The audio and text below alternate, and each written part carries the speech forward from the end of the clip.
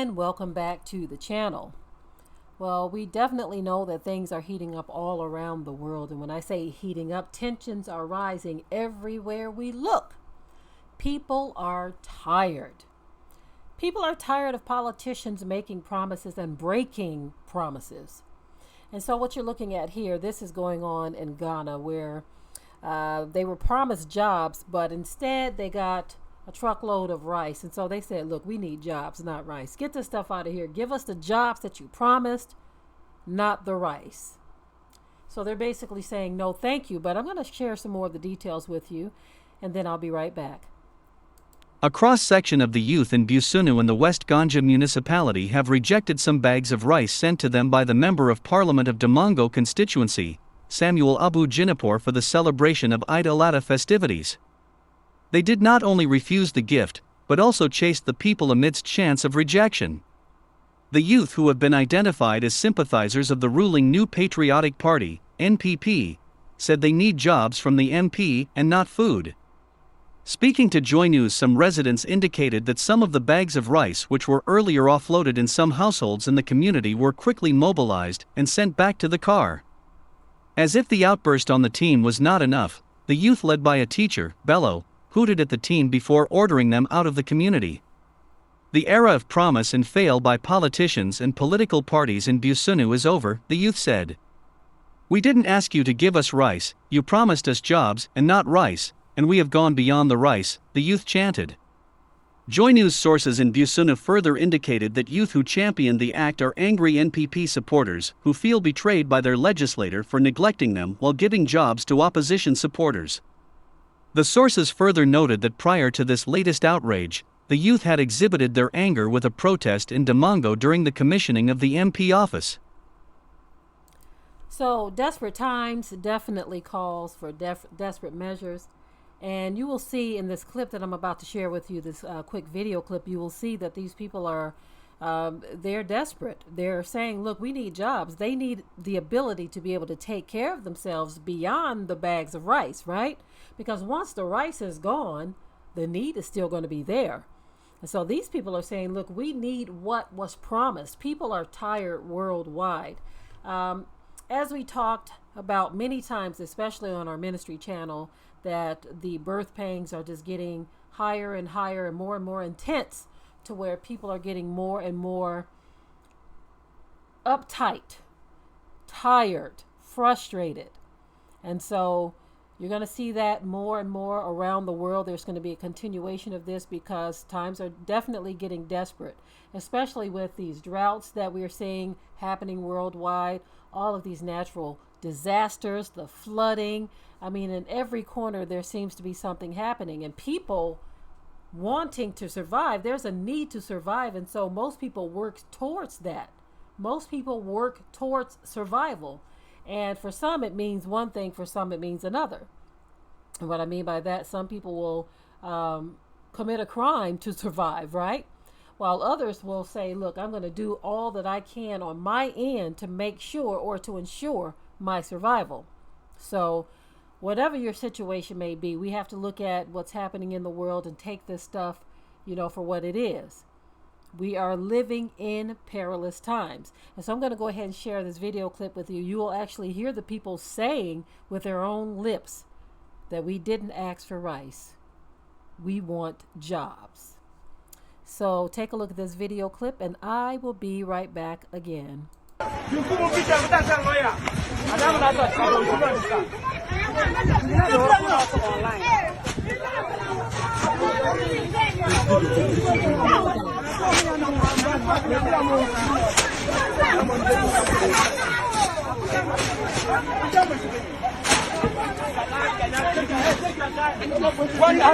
need job, Lion, we need job.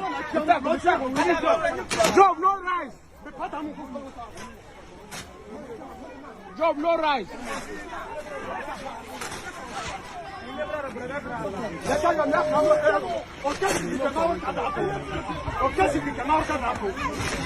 Drop, not drive.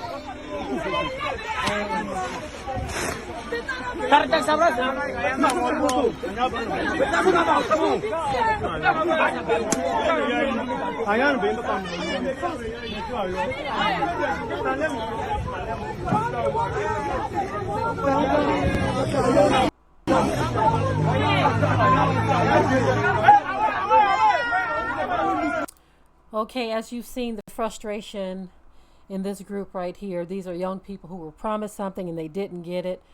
These are the frustrations that many are feeling around the world, not just over there in Africa, but around the world in various regions, like even here in the U.S., you know, with the eviction moratorium being lifted, a lot of people are going to be increasingly frustrated. And with that frustration, you're going to see a rise in crime, and you're going to see other things unfold. They're going to be very, very uncomfortable to watch. Very uncomfortable to watch. And this is what happens when society or, you know, anyone grows a dependency on something outside of themselves. And, you know, we've talked about that over the years, to where being self-sufficient should be the goal for everyone. Think about how it was, you know, in the very beginning, where if you didn't work, you didn't eat, right? The work that you put forth was how you fed yourself, right? But now we're living in a society with a system that was built on dependency, meaning someone else has to produce what I have to eat, someone else has to produce what I have to drink, someone else has to produce my electricity or my heat or whatever. That's where we've arrived at this point in this world. That is where we have arrived, to where everything has to come outside of us, for the vast majority of the population, that is. Of course, you do have regions of the world where people still know how to survive without modern technology. Most of us, if we were thrust back into such a time as the prairie days, we wouldn't know what to do. We would just fold under the pressure alone. And we definitely wouldn't survive what they had to go through just to live from day to day. And for me, I say that is a very bad place for all of us to be in, because what if the system fails, or the infrastructure fails, the power grid fails, to the point where we no longer have access to electricity and the things that we need to make our modern conveniences function? What if we no longer have these things? Most of us would not survive. And that's a scary thought when you think about the fact that a failed power grid is what stands between our survival, that could literally block our survival. And that's because of this dependency that we have.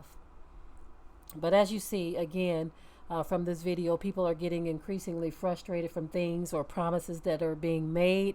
And so what I would say to this, I understand their frustration, but at the same time, every person, every individual, every family needs to work towards self-sufficiency. We need to ask ourselves these questions.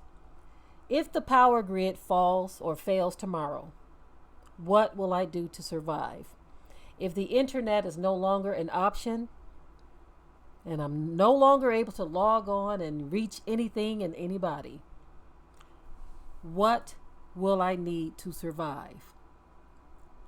If there's no power companies that's going to supply the things that I need to live comfortably in all 4 seasons, how will I survive? These are the questions we need to ask ourselves.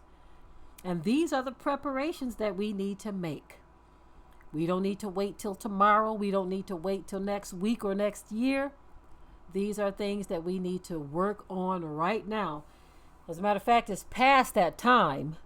But since we still have a little bit of time left, I think that people need to start taking things a lot more serious. So again, as always, I want to know what your thoughts are in the comment section. But until next time, we hope you liked today's topic. Please leave your comments below. If you haven't already, subscribe to the channel, share it like this video, and with that, we're out. Be sure to ring the bell to be notified of new uploads on this channel, and also comment, share, like, and subscribe.